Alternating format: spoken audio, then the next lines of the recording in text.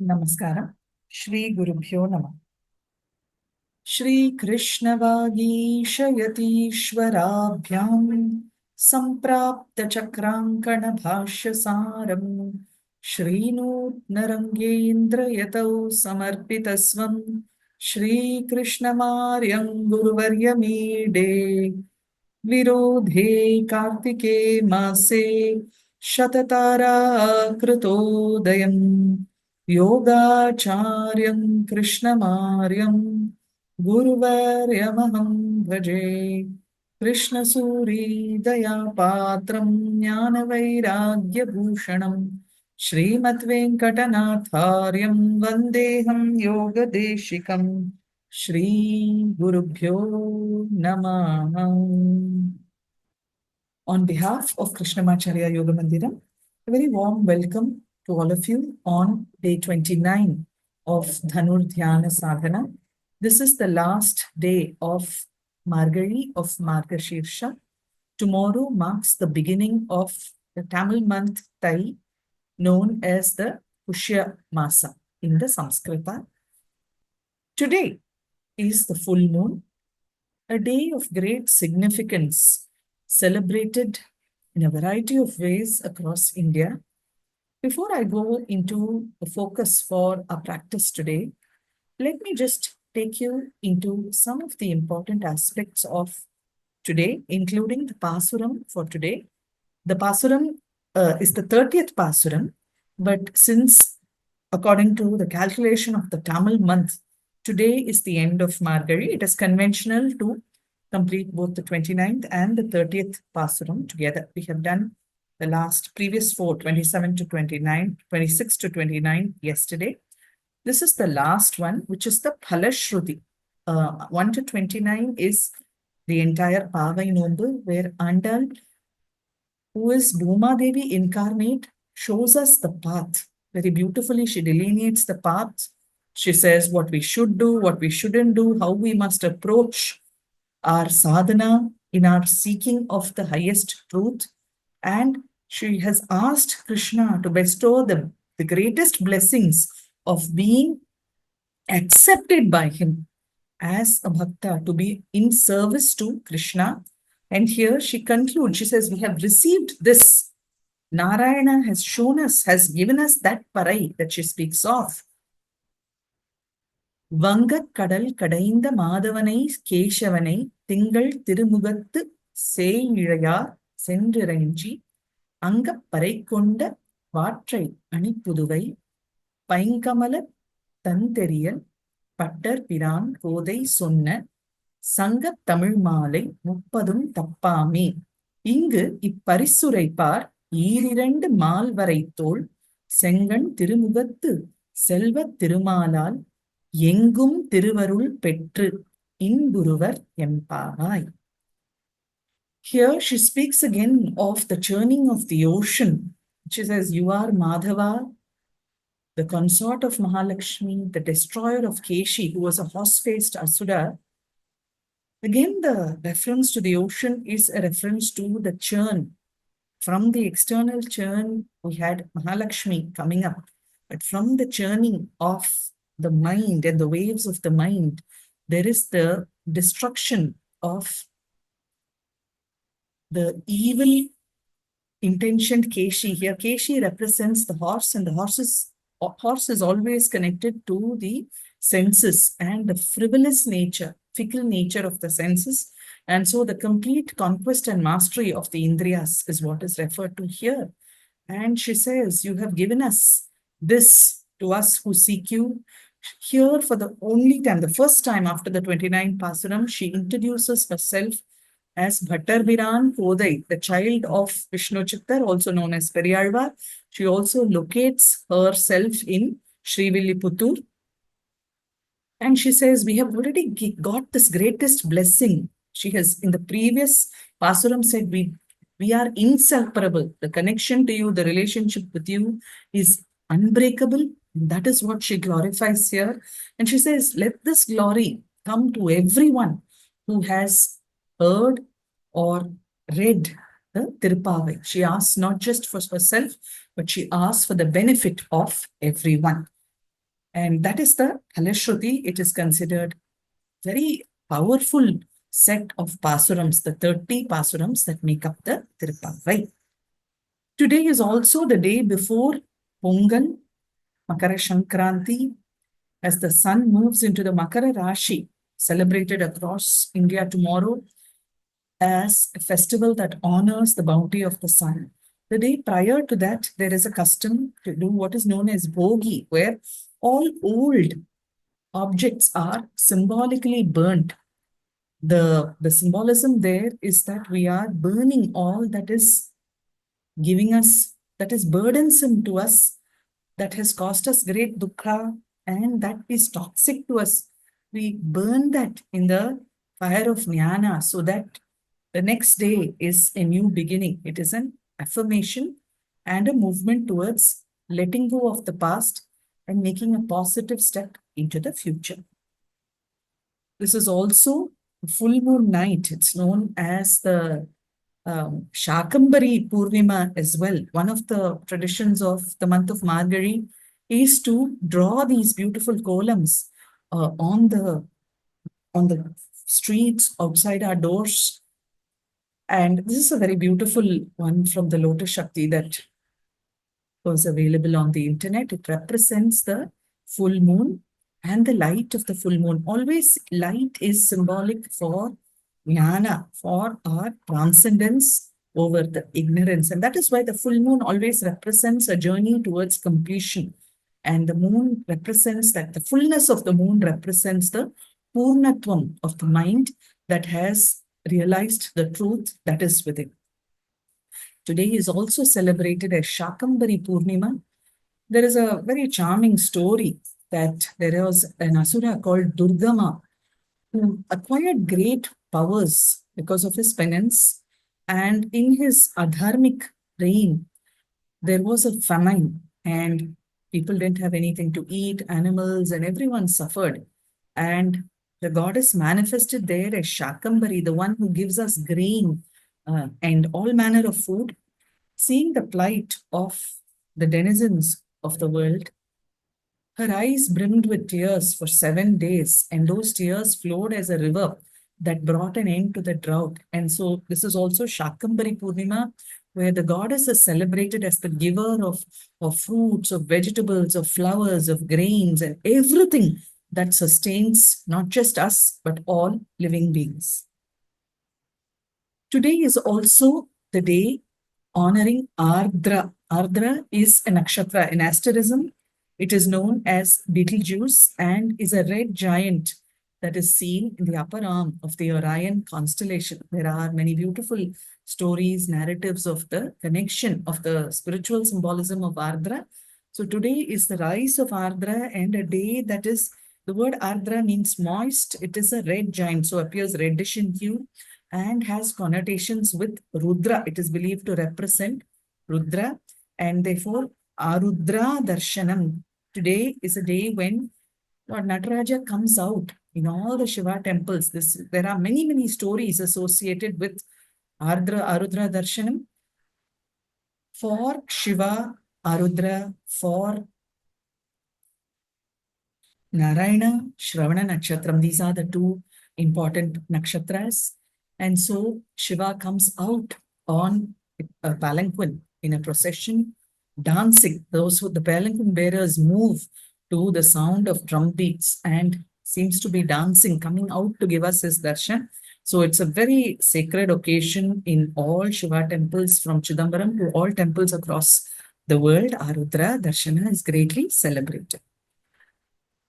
In this context, the whole symbolism of any seeking is a movement from darkness to light, for which we need to close the external eyes. The external eyes need to see, but first we need to refine them so that they see the very best. Then the inner eye, the inner vision has to open. This is the journey from Ajnana to Jnana, from darkness to light. And this is the journey that a guru, who is the one who dispels the inner darkness, facilitates. Here there is a very charming story about the first three Alvars, Poigai Alvar, Bhudat Alvar, and Pei Alvar. All three embark on a Kshetrayatana, going on a pilgrimage of Vishnu shrines. The first, Poigai Alvar, is caught in a heavy downpour and he takes refuge in the ashram of a small sage, in a small hut of in the small ashram of a sage, and enters into a small hut. There is just barely room for one person to lie down. He's waiting for the rain to pass. A little while goes by, and the second Alvar comes there, Bhutat Alvar, and he says, is there place for me? He says, yes, there is place for one to sleep, but certainly place for two to sit. So let us sit together. And they spend a lot of time introducing themselves and singing mutually. They sing the praises of Vishnu and discuss their journeys. Soon after, a third person comes. This is Peyalvar. Again, another round of introductions. And he says, may I also come here to take refuge from the rain? They said, yes, where there is place for one to sleep, there is place for two to sit. So definitely there is a place for three to stand. They continue their discussions. It is getting darker and darker. Nothing is visible. They are in pitch darkness. Suddenly they feel a fourth jostling them. They feel the movement of a fourth presence jostling them, moving them. They can feel the sensation of someone else close to their skin. They wonder who this is, but then the fragrance of Narayana's Kasturi Tilaka, that is made of from a very fragrant pollen-like substance, and they realize that this is none other than Narayana who's among them, but they're not able to see him. The first Alvar, Poigai Alvar, sings, Vayyam Tagaliya Varkadale Meyyaga, Veya Kadirun Vilakkaga, Cheyya Sudaraali Yanadikke, Chootineen Cholmaalai, Idaraali Neengube Endru. He says the earth is the base of the lamp, the ocean, the oil, the ghee that is poured in, and the radiant blazing sun, the flame that emerges. And so with this beginning, he creates a garland of 100 songs that he offers. And he says, help us cross over this ocean of dukkha that we as humans are subject to. As he sings this, there is a brightening of the darkness in the room, and they're able to see each other, but they're yet not able to see the presence of the fourth person.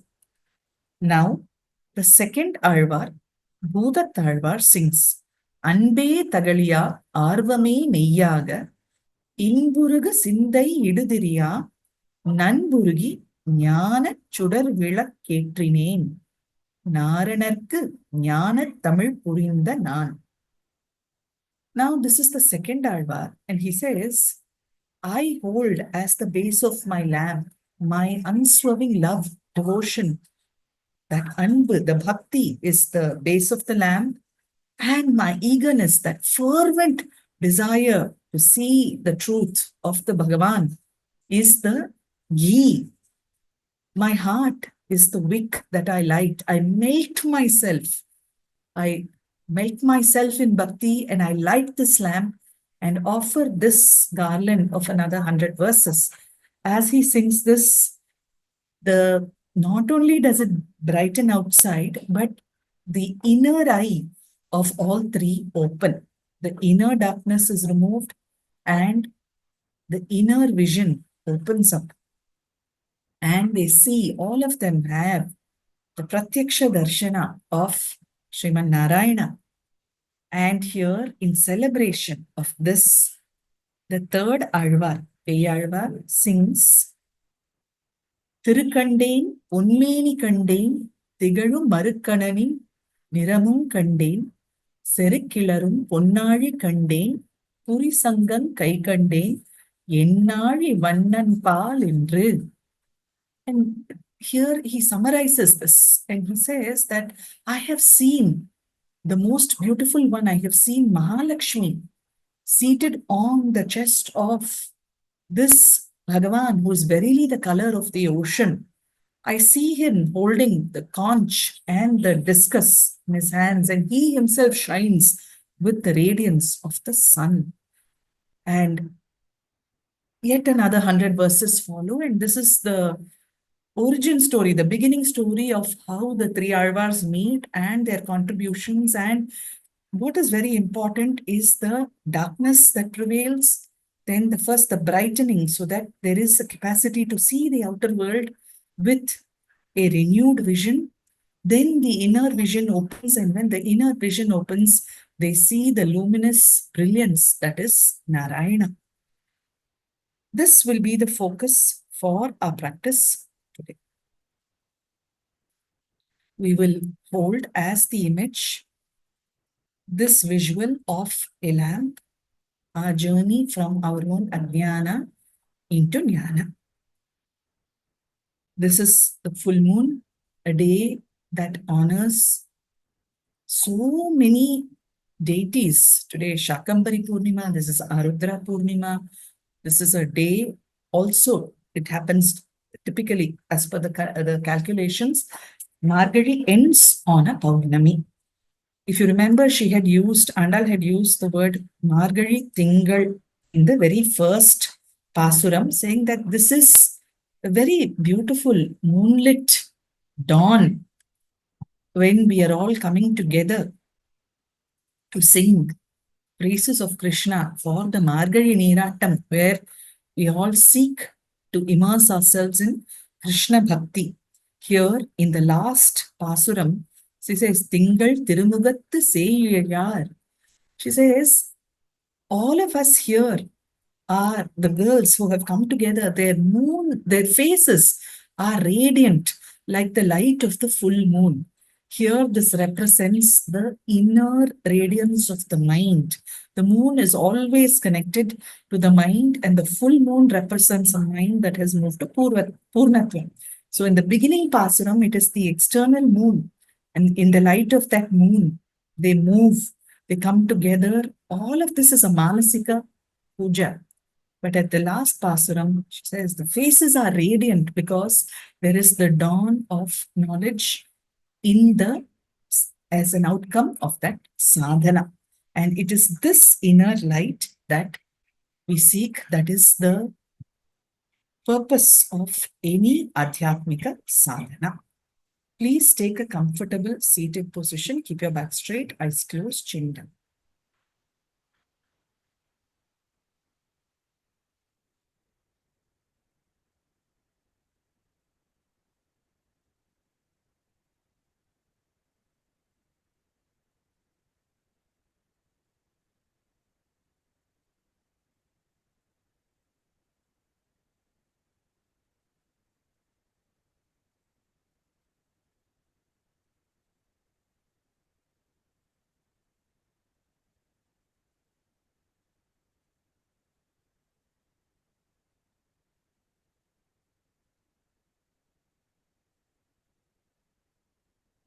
The height of state of dhyana is also the silence that has to dawn within, where there is an understanding of the highest, of the greatest light. There also is mauna. And so our practice for today will be a silent one. I'd like you to focus on the breath in the pranayama. Breathe in to your capacity, mentally chant Om as you breathe in. Again, exhale slowly, deeply. Mentally chant Om on your exhale. Please do this until I tell you to stop. The mantra is the Pranava. Pranava represents Ishvara Tattva. So, Manasika Japa of the Omkara as you breathe in, very slowly, and as you breathe out.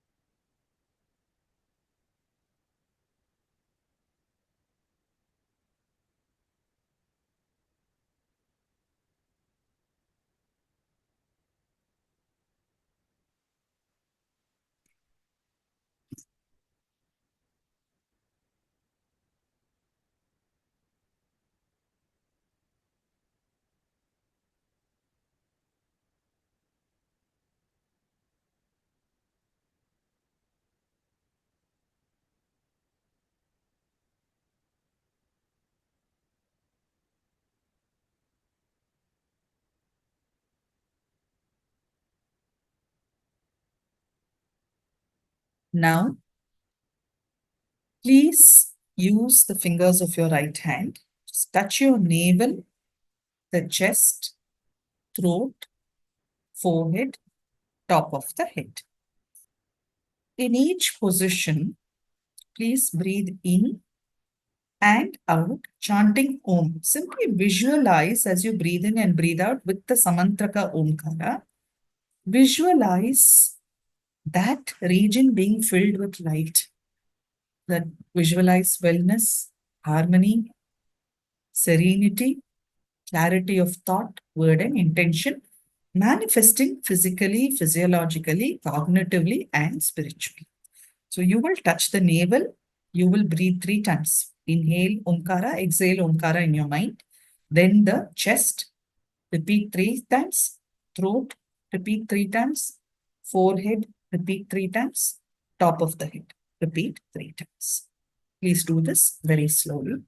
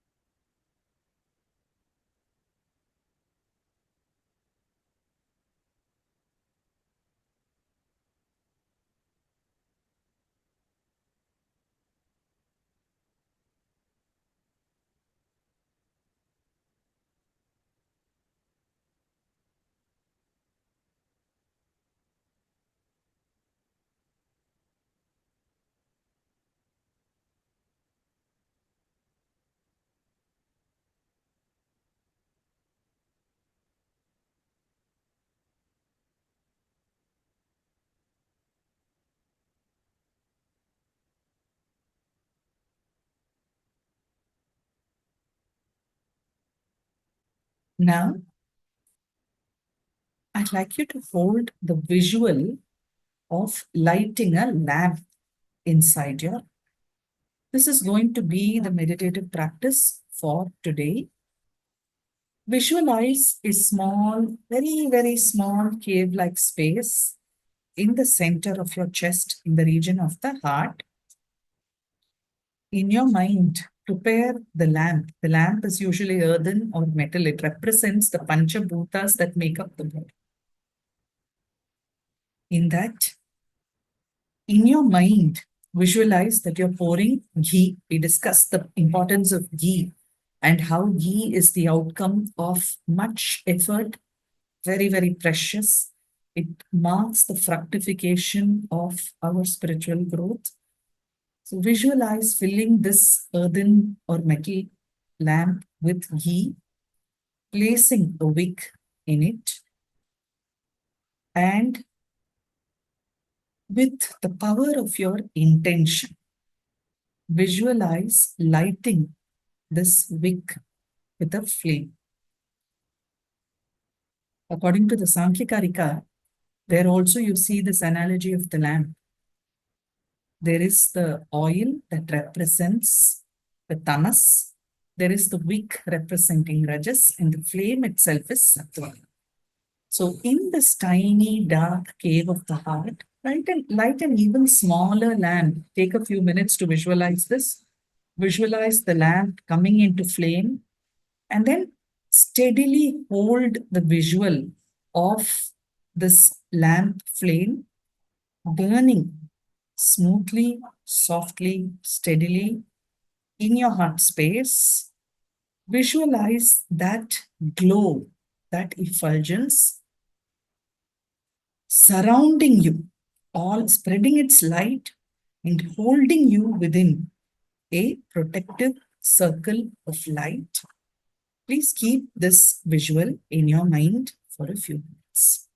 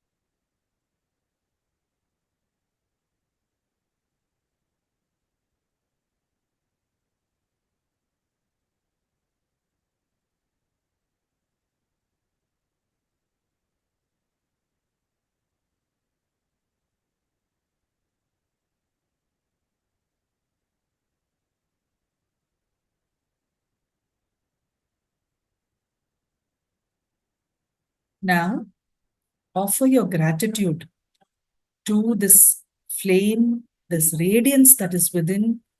Offer your gratitude to all the gurus who have been like lamps. With just one lamp, innumerable lamps can be lit without any diminishing of the light of the first lamp. And that is the role that the Guru Parampara plays. They have illumined our minds, offering our gratitude, all the teachers who have been, and to those who continue to be here to show us the path, to light up that path, and also who bring illumination into our hearts, opening our eyes not only to what is outside, so that we see what we see outside objectively, but also so that our eyes are open to the truth that lies within. Just offer your gratitude. Om Purnamadah Purnamidam Purnat Purnamudachyate Purnasya Purnamadaya Purnamevavashishyate. Om Shanti Shanti Shanti. Thank you for joining us today, day 29 of Dhanur Dhyana Sadhana, also day 29 of Margashirsha. Tomorrow is the first day of Pushyamasa or Thai, symbolizing new beginnings as the sun moves on its northern trajectory, bringing us to days that are longer, nights that are shorter, and ensuring an abundance of harvests and thriving of life everywhere. We meet again tomorrow to complete this offering from the Krishnamacharya. Thank you. Namaskar.